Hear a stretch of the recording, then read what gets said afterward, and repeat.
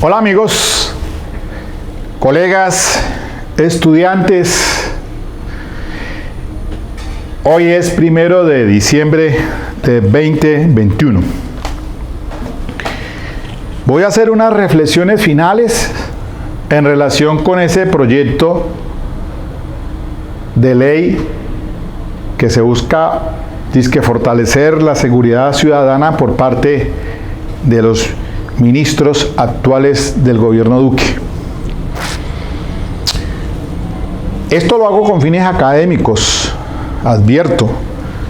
No quiero que se me tome desde otro punto de vista, sino simplemente hacer llegar una reflexión académica y que de pronto se participe por parte de la comunidad jurídica, la comunidad académica, las diferentes universidades, en estos puntos que se van a presentar en discusión próximamente en el Congreso de la República. Vamos a mirar esto así. En el proyecto les voy a hacer un resumen, mejor dicho, voy a hacer un resumen porque ya cierro aquí finalmente este tema para no hacerlo más largo. Resulta de que allí pues el primer punto en el que se pretende por parte del Ministerio de Defensa es modificar el artículo 33A. Y ese tiene que ver pues con el tema de la minoría de los grupos étnicos, indígenas, afro, etcétera, en los que pueden pues estar en determinado momento involucrados en alguna conducta punible y que entonces se les está dando el tratamiento como si fueran inimputables por diversidad cultural. Y entonces, respecto a este punto, la crítica sustancial que hago es porque en el inciso segundo dice: si con posterioridad a la implementación de las medidas de pedagogía y diálogo, el agente insiste en el desarrollo de las conductas punibles, las nuevas acciones no se entenderán amparadas conforme con las causales de ausencia de responsabilidad o de inimputabilidad. Entonces, no se tiene en consideración, a pesar de que por ahí está la exposición la explicación que hacen los tres ministros de Defensa, Interior y de Justicia frente a este proyecto. Y entonces, la sentencia 370 del 2002, para resumir, condicionó el artículo en mención de la Ley 599 de 2000, el que trata pues este punto, cuando el 33, artículo 33, porque pues no se pueden tener como inimputables por diversidad cultural, así como lo dice la norma. Ese punto allí, diversidad sociocultural, pues lo declaró condicionado con ese fallo del doctor Eduardo Montealegre Linet, una sentencia aditiva explicando pues que no se puede equiparar y que sería peyorativo darle un tratamiento como si fueran enfermos mentales, y que se tuviese en cuenta el error de prohibición señalado en el artículo 32 en su numeral 11, pero que terminaran entonces era absolviéndose. Y entonces por ello en este proyecto que se presenta dicen, de acuerdo a las recomendaciones de esa sentencia 370 del 2002, pues que se haga una pedagogía, pero que si después de esa pedagogía vuelve y comete y repite la misma acción, pues ya no le cabría el error de prohibición culturalmente condicionado. Sin embargo, me parece a mí pues que sí se quebranta un principio constitucional, porque en este evento dice acá, en lo que se pretende en la reforma, dice que no se atenderán amparados conforme a las causales de ausencia de responsabilidad, y son muchas, incluida el error de prohibición. Entonces, eso sí es un tratamiento diferenciado frente a estas personas, de estos grupos de etnia, como los indígenas o los afro o los de San Andrés, un ejemplo. Entonces, allí estaría se sesga, porque está diciendo la norma algo que, pues, entre otras cosas, sería una consideración para que después de un proceso, que es el debido proceso, pues entren a determinarse si está frente a alguna de esas figuras. Bueno, segundo, que se modifique el artículo 37. El artículo 37 de la ley 599 de 2000, en el tema de la prisión. La pena de prisión para los tipos penales tendrá una duración máxima de 60 años, según ese proyecto, excepto en los casos de concurso. Y entonces yo les expliqué muy puntualmente que no se está teniendo en cuenta lo que indica el artículo 31, que tendría que haberse reformado también cuando dice en el inciso segundo que en ningún caso en los eventos de concurso la pena privativa de la libertad podrá exceder de 60 años.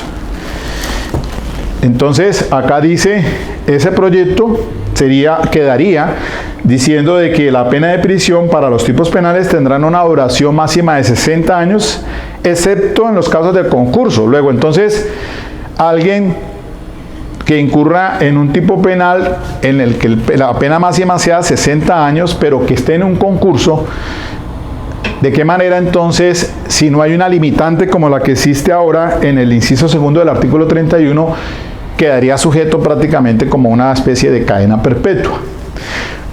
Por demás que, de acuerdo a estos principios, el ius puniendi es la última ratio, y que pues también hay que tener en cuenta el principio de proporcionalidad y el principio de necesidad, porque pues estaría el gobierno implícitamente patentizando una cadena perpetua frente a algún tipo de conductas, como vamos a ver ahora.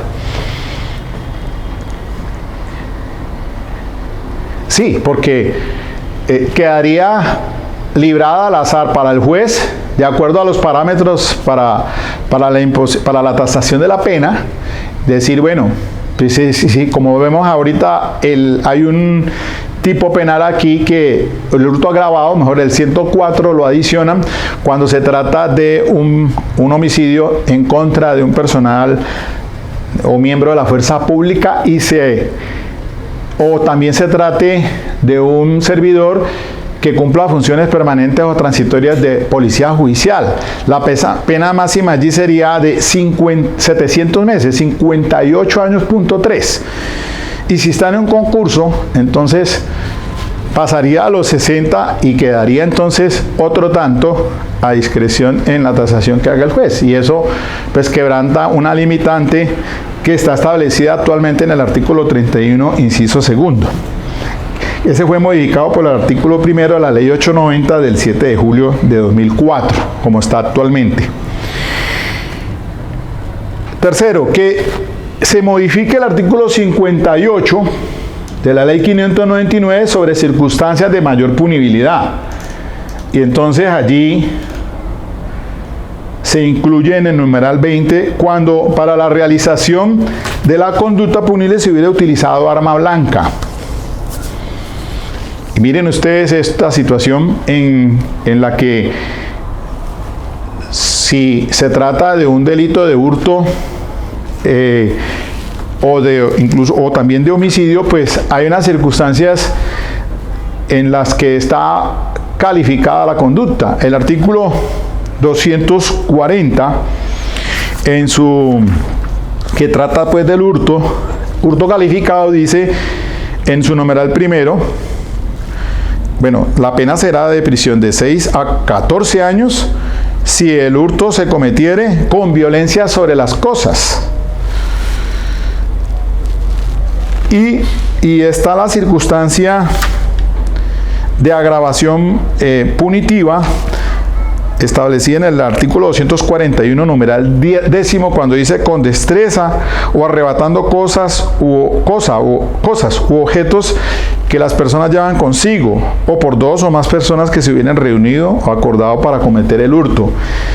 Normalmente, según la lógica y la experiencia, según la experiencia, reglas de experiencia, lo que ocurre usualmente es que a alguien de pronto lo traten de despojar utilizando arma blanca. Pero allí está calificado como tal el hurto, por violencia sobre las cosas. Entonces, no es un hurto simple, sino un hurto calificado. Entonces, ahora, decir pues que hay una circunstancia de mayor punibilidad,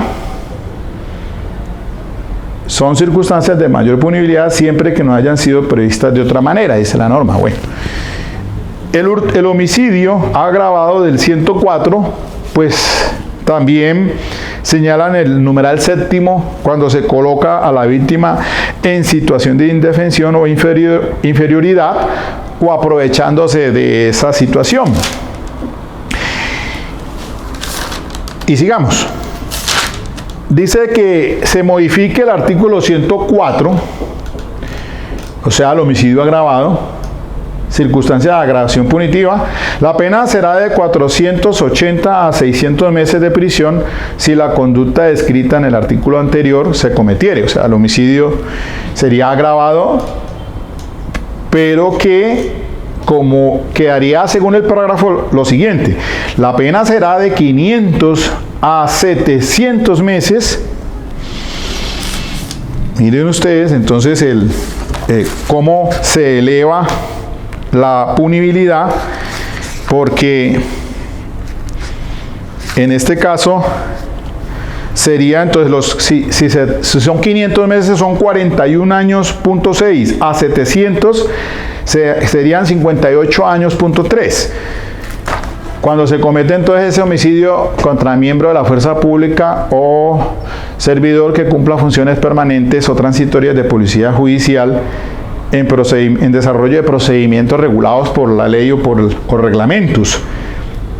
Pero yo les digo lo siguiente: aquí se viola un principio de proporcionalidad o de igualdad.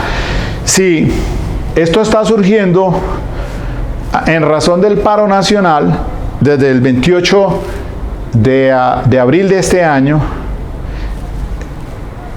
frente a la protesta social legítima, constitucionalmente, que se presentaran algunos hechos obviamente delictuosos, sí, pero eso fue de parte y parte.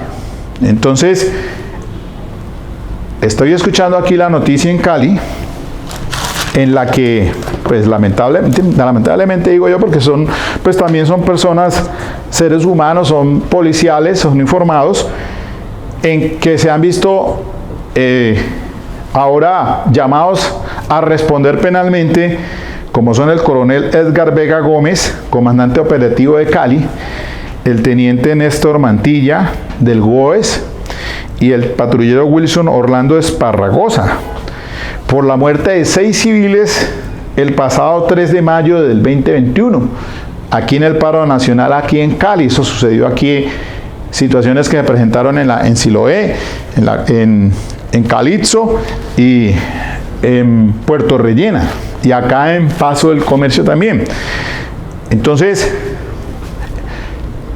si lo que se pretende por parte del gobierno es frenar o penalizar la represión social en esas circunstancias bajo el principio de igualdad, entonces ahora los policiales, bueno, tendría que entonces el gobierno también introducir un parágrafo o adicionarlo ahí también diciendo en los términos siguientes que personal de miembro de la fuerza pública o servidores de la organismos que cumplan funciones de policía permanente o transitorias de policía judicial, que bajo esas circunstancias se produzca entonces el homicidio utilizando armas de dotación o las armas del SMAT, como suele pasar, de una forma dolosa. Diría entonces que en esa circunstancia la punibilidad pues también tendría que ser para ellos de 500 a 700 meses. No como está prevista por el homicidio agravado de 480 a 600 meses de prisión, porque bajo el principio de igualdad, pues habría que decir, bueno, pues si la misma conducta cometieron los miembros de la fuerza pública, pues también la responsabilidad tiene que ser igual, y la penalización pues también, por decir un ejemplo. Entonces me parece a mí que es un trato desigual, punitivo, porque pues está reprimiendo la protesta social con consecuencias para los ciudadanos que han transgredido las normas. Pero y entonces, ¿qué pasa con la contraparte? Es decir, también hubo aquí desmanes en las que por eso vino Amnistía Internacional. Entonces me parece a mí, y por eso es que yo pues estoy diciendo que, por no decir lo mismo, frente al decreto legislativo que se expidiera en el gobierno de Julio César Turbay Ayala, el decreto ley que les he mencionado, que es que se expidiera el famoso Estatuto de Seguridad, que ustedes lo pueden consultar, que fue expedido el 6 de septiembre de 1978 mediante el decreto 1923, para reprimir la subversión, para contrarrestar la subversión. Y por eso les dije que fue cuando por primera vez en 1980 llegó Amnistía Internacional, y que frente a esas facultades que le habían dado los miembros de la fuerza pública de policía judicial, se cometieron cualquier violación a los derechos humanos, y Amnistía Internacional recomendó al gobierno desmontar el Estatuto de Seguridad. Y ese Estatuto de Seguridad, como le leí por ahí un artículo, decía lo mismo que está ahora penalizando como tipo autónomo el que tenga en posesión arma blanca si se moviliza en transporte público o masivo o en escenarios públicos. Yo sí reconozco pues que fue lamentable lo de ayer en relación con el policial que lo cogieron a machetazos. Bueno, eso pues ahí está la situación, pero obviamente que eso tiene otra forma de procesarse penalmente a quien has capturado bajo esas circunstancias. Pero frente a la penalización de un delito de posesión de una arma cortante o punzante, dice la norma pues que salvo si esa persona demuestra que lo lleva es para cumplir una actividad lícita.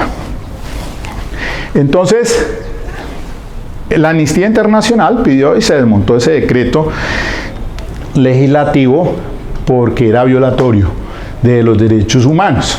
Entonces no estamos muy lejos que se esté entonces penalizando la represión con represión social frente a la protesta social. Entonces, sigamos. Dice por acá, bueno, se modifica el artículo 104. Modifíquese el artículo 119 de la ley 599. Entonces, circunstancias de agravación punitiva. Cuando la conducta se comete en contra de los miembros de la fuerza pública, se aumentará entonces a las 2/3 partes. Los delitos pues que están contemplados allí contra la vida y la integridad personal. Otro punto, el daño en bien ajeno, artículo 266. Entonces que se penalice de 4 a 12 años cuando se atente contra la infraestructura destinada a la seguridad ciudadana, al sistema de transporte masivo, a las instalaciones militares o de policía. Y cuando pasa a la inversa, es decir, cuando estos desmanes, producto pues del abuso de autoridad, va en contra de la ciudadanía, ¿cómo lo calificaríamos? Porque pues a raíz de esa protesta social, pues pude darme cuenta también de muchos desmanes en la que a la población civil pues, y a los bienes particulares de los ciudadanos también se les causaron daños. Adiciones el artículo 353b, circunstancia de agravación punitiva. En este caso, el artículo 353b, pues se refiere a la obstrucción a vías públicas que afecten el orden público, la perturbación en servicio de transporte público, o sea, delitos contemplado como de peligro, delitos contra la seguridad pública, y delitos de peligro, delitos de peligro común. Y entonces dice acá en literal A que pensaría agregar con el artículo 353b, con pena de la mitad a las 2/3 partes aumentaría el delito, señalado pues dice ahí en el inciso, en el artículo anterior, o sea el 353a, quedaría entonces cuando se empleen, por ejemplo, máscaras o elementos similares que sirvan para ocultar la identidad o la dificulten. Otra respuesta más de reproche a la protesta. Modifíquese el artículo 365, aquí es el porte de armas, el 365 que va de 9 a 12 años, entonces ahora quieren incluir a las armas elementos o municiones menos letales que hayan sido modificadas en sus características de fabricación u origen, estas son turcas normalmente, en su mayoría, y que aumenten su letalidad. Es lo que está por verse allí, les decía yo, porque un arma de estas, por el tipo de fabricación, en el material que está hecho, pues diríamos que el que haga esa alteración, más que hacer un daño a un tercero, se está haciendo un daño a sí mismo. Además, porque lo que expliqué así muy brevemente, que estas armas no tienen por donde se sale por el cañón del arma, no es estriado como en las armas letales, sino un cañón liso. De todas maneras, habría que mirar a ver hasta dónde es posible. Ya habría que consultar con los expertos para esto y decir, bueno, si se está frente a un porte ilegal de armas, a aquel que lo encuentren en posesión de un arma traumática que haya sido alterada. Ya lo que sí queda descartado, según este proyecto, es que al que le encuentren en posesión de un arma traumática, no solamente pues por lo que ya se expidió el decreto 1417 del 4 de noviembre, sino que también se está regulando en este proyecto, y entonces si no se hace la respectiva, llevarla a la brigada o a donde corresponda para que le expidan el respectivo salvoconducto y la marquen, pagando el 3% sobre un salario mínimo legal mensual vigente, que es lo que le corresponde pagar a las personas, según este proyecto. Entonces diríamos que la policía, si la encuentran las armas, la incautan y la ponen a disposición del comando para que las decomisen y las envíen a donde correspondan, pero no podrían judicializarlo a quien encuentren en posesión de esta arma, a no ser que pues se ubique entre algunos de las formas del tipo penal o de circunstancias de agravación punitiva que se están pues pretendiendo incorporar en la ley 599. Adiciones el artículo 367c, que es el porte de arma blanca, lo que les dije, un delito que es de peligro abstracto, el que lleve una navaja, un cuchillo, un machete en un vehículo de transporte masivo, esté en un escenario, evento masivo, escenario abierto al público, diría entonces que ahí le imputan este delito que va de 2 años, de 24 meses, 2 años a 36, 3 años. Salvo que entonces esa tenencia esté relacionada con la práctica de una actividad, profesión u oficio, lícitos. Los delitos contra el servidores públicos se pretende adicionar, artículo 429C, una circunstancia de agravación punitiva que va pues de la mitad a 2/3 más, cuando se trate contra miembro de la fuerza pública o policía judicial, se utilicen armas, aquí armas convencionales, armas de fuego, hechizas, artesanales o armas menos letales, y medios de cuyo uso puedan resultar peligro común. Adiciones, el artículo 429D, obstrucción a la función pública, va de 3 a 5 años y la pena se aumenta de la mitad a las 2/3 partes cuando esa obstrucción se obstruya o se impida la ejecución de órdenes de captura o procedimientos militares o policiales que estén regulados por la ley o los reglamentos. Finalmente, entonces habla ahora del adicionar el artículo 310, que es de procedimiento penal, la ley 906, y entonces allí sería un delito de peligro para la comunidad cuando se utilizan armas de fuego, armas convencionales, armas de fuego hechizas o artesanales, armas, elementos y dispositivos menos letales o armas blancas. Entonces ya aquí entra en juego las armas traumáticas. Y en su numeral octavo dice que evaluar si cuenta con registro de capturas que hayan sido consecuencia de una orden de autoridad competente. Mirar a ver si antes, en los 3 últimos años, ha hecho un preacuerdo, una aceptación de cargos o se le ha otorgado principio de oportunidad por delitos contra la vida y la integridad o el patrimonio. Aquí los fiscales tienen que priorizar la procedencia de solicitud de medida de aseguramiento en los casos señalados.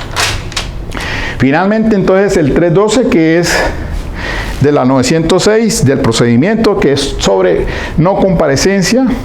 Entonces se adiciona el numeral cuarto, que dice que la resistencia al procedimiento de captura mediante actos violentos contra el funcionario o servidor público que realice, intente impedir emprender la huida o dificultar su individualización. Allí entonces los fiscales se van a pegar de eso, tanto el anterior como peligro para la comunidad y este de no comparecencia, y entonces imponer medida de aseguramiento. Para mí, pues particularmente hasta allí nomás va el análisis de este proyecto. Lo demás ya son otros temas relacionados con las armas traumáticas, con el tema de modificación a la ley 1801, que es el Código Nacional de Policía y de Convivencia, pero hasta allá no me voy a meter. Hasta aquí nomás, pues esa es la crítica sustancial que tengo en relación contra este proyecto, que más me parece a mí es de represión social, de penalización a la protesta social, que se originó desde el 28 de abril para acá.